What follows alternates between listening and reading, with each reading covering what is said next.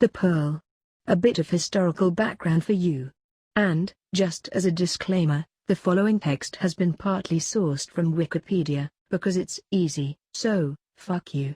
Anyway. The Pearl, a magazine of facetious and voluptuous reading, was a pornographic monthly magazine issued in London during the mid-Victorian period by William Lazenby.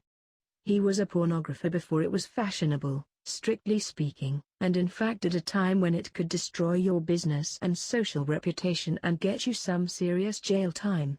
And Victorian jails were some serious shit, let me tell you. He used the pseudonyms Duncan Cameron and Thomas Judd. He also has the same last name as the Australian model who played James Bond one time. Little bit of trivia for you, there. Anyway.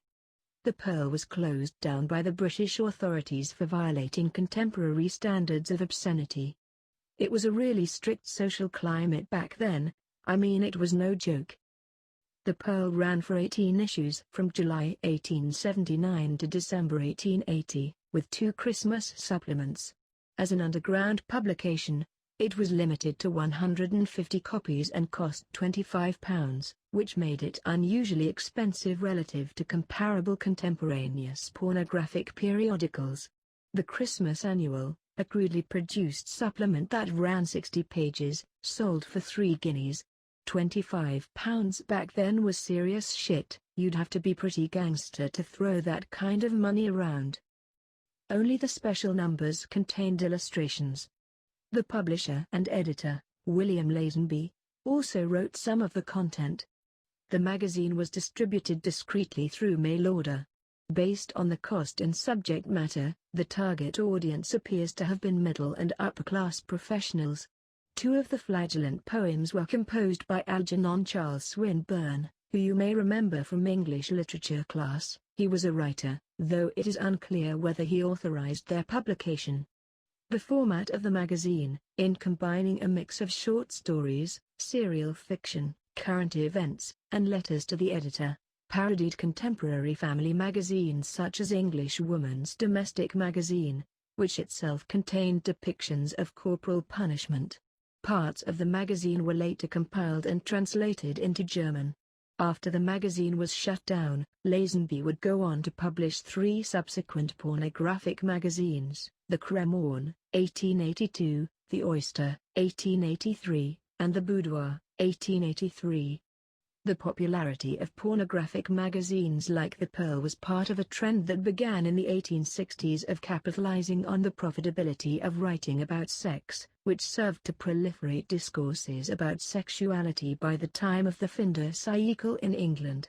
Yes, I said Finder cycle, motherfuckers. Legal and cultural legacy. Algernon Swinburne's flagellant writings from The Pearl have been cited in British legal arguments as evidence against the safety and utility of corporal punishment in schools. I think that's a good thing. I don't approve of physical punishment on children.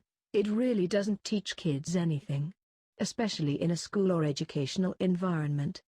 In 2011, an Australian alderman was convicted for possession of child exploitation material because a digital copy of The Pearl was found on his laptop.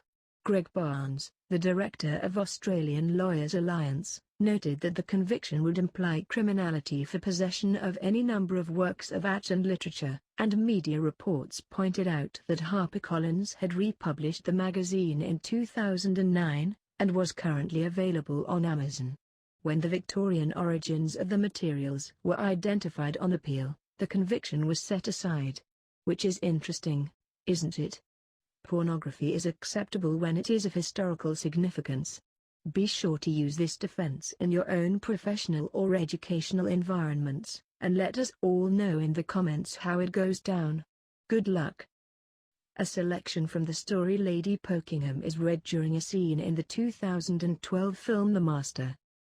The Pearl's characters and venues, being Victoriana, are featured in The League of Extraordinary Gentlemen by Alan Moore. A girls' school seems to be haunted by a ghost, the Holy Spirit, that is raping and impregnating the students. The headmistress is Rosa Coote, a character from one of the Pearl's serials. The Holy Spirit turns out to be Hawley Griffin, the Invisible Man. I actually knew what before I read the Wikipedia article, because I've read a lot of Alan Moore. Because I am a true hipster. Anyway, I hope you found this information enlightening. Don't hesitate to comment with your thoughts on any of thing mentioned here, and of course, don't forget to like and subscribe, if you want more content. Ciao, baby.